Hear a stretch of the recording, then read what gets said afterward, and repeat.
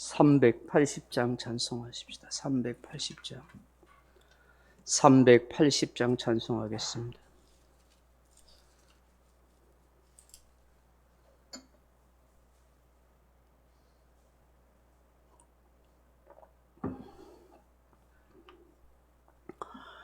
나의 생명 되신 주님 앞에 나아갑니다. 주의 흘린 보혈로 전케하사 받아주소서. 날마다 주를 찬송하겠네. 주의 사랑 줄로서 나를 굳게 잡아 매소서. 괴로운 세상 지낼 때 나를 인도하여 주소서. 주를 믿고 나가면 나의 길을 잃지 않겠네. 날마다 주를 찬송하겠네. 주의 사랑 줄로서 나를 굳게 잡아 매소서.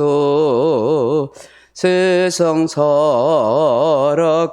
때에 주를 더욱 사랑합니다.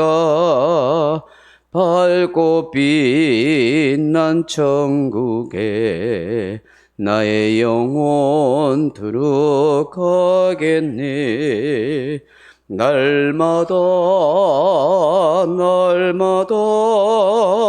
주를 찬송하겠네. 주의 사랑 줄로서 나를 굳게 잡아 매소서. 아멘. 하나님 말씀 요한복음 5장 10절, 요한복음 5장 10절로 16절 말씀까지 읽겠습니다. 요한복음 5장 10절로 16절 말씀까지 같이 읽습니다. 유대인들이 병나은 사람에게 이르되 안식일인데 내가 자리를 들고 가는 것이 옳지 아니하니라.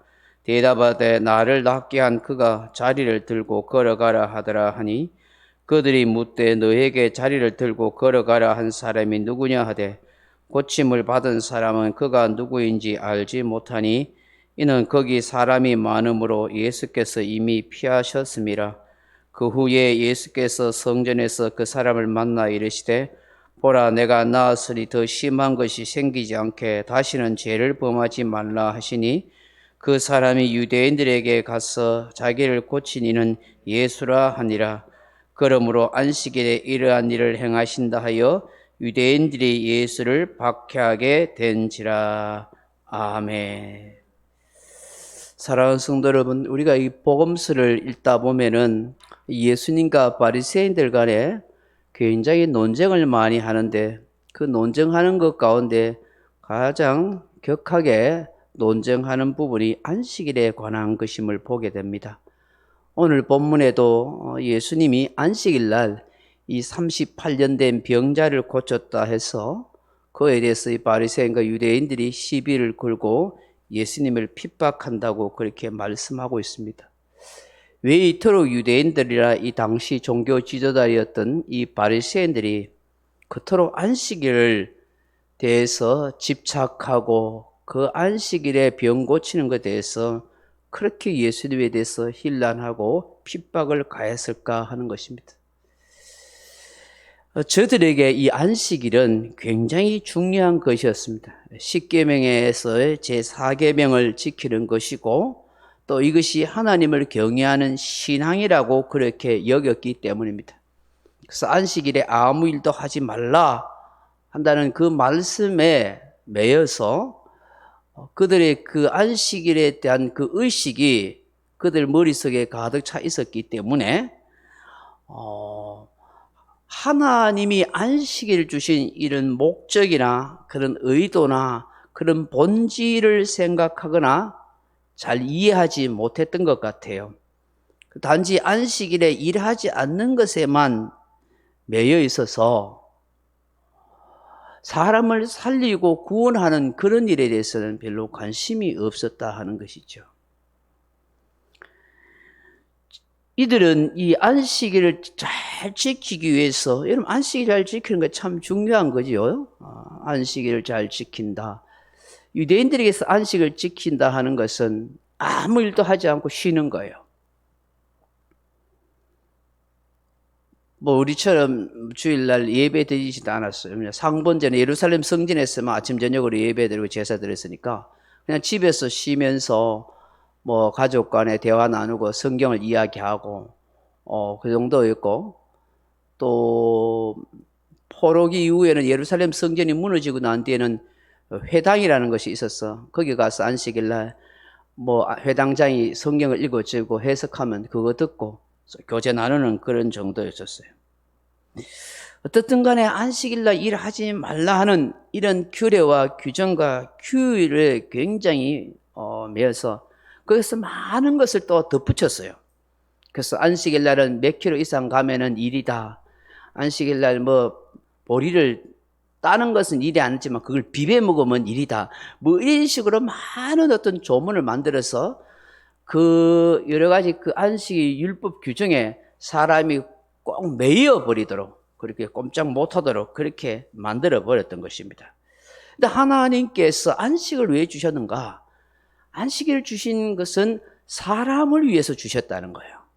예수님께서도 말씀하셨듯이 사람이 일만 하고 살 수 없는 존재이기 때문에 쉼을 통해서 육체적 회복을 가지고 또 쉼을 통해서 하나님의 은혜를 기억할 수 있도록 그렇게 해 주셨다 하는 것입니다. 그래서 인간의 이 안식의 쉼은 사실 인간을 위한 하나님의 최소한의 인권을 규정해 놓으신 것이다. 그렇게 생각할 수 있는 거예요. 이 당시 종들은 쉬지도 못하고 밤낮을 일을 해야 됐기 때문에 종들도 하루를 쉬게 만들었어요. 그래서 너희 집안에 있는, 너희들뿐만 아니라 너희 집안에 있는 종들, 남녀 종들뿐만 아니라 가축까지도 쉬게 하라. 이게 하나님이 사람과 짐승을 향한 그런 하나님의 배려였던 것이죠. 그렇게 함으로 하나님의 은혜를 기억하고 또 감사하는, 그렇게 했던 것입니다. 근데 그런 것에 대해서 깊이 인식하지 못했던 이들은 단지 예수님이 38년 된 병자를 고치는 거, 그거 평일날 할 일이지 꼭 안식일날 그거 해야 되느냐, 이렇게 이야기하면서 핍박했던 것입니다. 그래서 이 바리새인들은 그 하나님의 은혜에 대한 관심은 별로 없고 형식적이고 편협적인 어떤 종교적인 규칙에만 매여있던 이런 사람들의 모습이었습니다.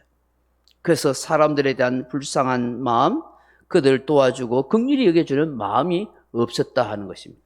그런데 참 우스운 것은 말이에요, 나도 성경을 읽어보면은 이 안식일날 자기의 집에 짐승이 구덩이에 빠지면은 그것은 건져내려고 악착같이 해야 돼. 그 짐승 죽으면 안 되니까. 너희들은 그런 일을 하면서 저 38년 된 병자, 저 죽어가는 저 병자를 고치는 것은 왜 비난하느냐고 예수님께서 그렇게 말씀하시죠. 이 병자를 고쳐줌으로 그의 영혼과 그의 상처난 마음을 치유해주고 그 육체를 강건케 하셔서 온전케 해주는 일이 얼마나 귀한 일인가. 우리가 신앙생활을 하면서 정말 경계해가야 되고 주의 깊게 생각해야 하는 것은 우리의 신앙이 맹목적이 되면 안 된다 하는 것입니다. 그리고 성경을 문자적인 해석만 해서 믿으려 해서도 안 된다 하는 것입니다. 여러분, 성경에 대한 분명한 지식과 진리에 대한 깨달음이 없이 맹목적인 사람이 되면 굉장히 위험합니다. 잘못된 길로 갈 수가 있습니다. 잘못된 가르침에 쏘을 수 있습니다. 그래서 여러분, 방송을 듣고 유튜브에 이런 설교를 듣고 방송에 어떤 사람 듣는 걸 굉장히 조심해야 되는 것은, 내가 성경적 지식이 없이 다른 사람의 이야기 들으면 거기에 내가 꽂힐 수가 있고 맹목적이 될 수 있고 그 잘못된 사상에 빠질 수가 있다는. 그게 맞는 말인 것 같이 다 느껴진대. 그래서 여러분이 어떤 방송 설교를 듣든지 또 어떤 유튜브를 듣는 것도 조심해야 되고, 듣고 이게 그런가 하면은 물어봐야 돼. 담임 목사님한테. 목사님 이런 설교를 이런 어떤 강의를 하는데 이런 얘기 생전 처음 듣는데 이게 성경적입니까? 이렇게 물어보가지고, 그리고 또 내가 성경을 읽어보면서 이게 그런가 해서 찾아보고 그래야 되는 것이지, 그걸 무조건 내가 받아들인다면은 잘못될 수가 있다 하는 것이죠. 그리고 성경을 읽고 기도할 때마다 하나님의 뜻이 무엇인지 깨닫도록 지혜를 구해야 되는 것입니다. 성경은 이 문자적인 해석도 필요하지만 때로는 상징적인 그런 해석이 필요할 때도 있고, 또 여러 가지 어떤 문화적인 어떤 해석이나 배경이, 또 성경 원어적인 해석이 필요한 것들이 많아요. 그렇기 때문에 이 성경을 통해서 우리가 신앙생활의 원리를 바로 배우고 깨달아야 되고, 또 내 신앙적 교리 위에 신앙이 세워져야 할 것이 많이 있는 것입니다. 그래서 성경에도 말씀해 성경을 사사리 해석하거나 풀지 말라고 말씀하네요. 왜냐하면 이 성령의 영감으로 기록된 성경이기 때문에 아무렇게나 마음대로 풀고 내 마음대로 생각하면은 큰 오류에 빠질 수 있다라고 성경은 또 우리에게 말씀하고 있는 것입니다. 그래서 우리가 항상 성경을 읽을 때에 생각해야 할 것은 뭐냐 하면, 하나님의 뜻이 뭘까? 하나님의 의도가 뭘까? 왜 이 성경을 기록하고 있을까? 하는 것을 성경 전체에서 찾아야 되는 것이지, 한 부분을 가지고 전체를 이해하려고 해서는 안 된다 하는 것입니다. 그러면 잘못하면 오류에 빠질 수가 있습니다. 오늘 이 본문에 나오는 이 바리새인들이 안식에 대한 생각도 성경 전체를 통해서 하나님의 뜻이 무엇인지를 잘 생각해야 되는데, 그들은 문자에만 매여서 사람을 소중히 여기고 사랑하는 그 하나님의 마음을 이들은 알지 못했다 하는 것입니다. 그렇기 때문에 저와 여러분은 항상 기도하고 성경을 읽을 때마다 하나님께서 지혜와 깨달음을 주셔서 바르게 이해하고 깨닫게 해달라고, 또 목사님을 통해서 잘 배움을 가질 수 있도록 해달라고 그렇게 은혜를 구해야 하는 것입니다. 여러분 14절 말씀을 한번 보시면은, 그 후에 성전에서 이 38년 된 병자를 예수께서 만났습니다. 같이 읽어봅니다. 그 후에 예수께서 성전에서 그 사람을 만나 이르시되, 보라 내가 나으시니 더 심한 것이 생기지 않게 다시는 죄를 범하지 말라 하시니, 그렇게 말씀하고 있어요.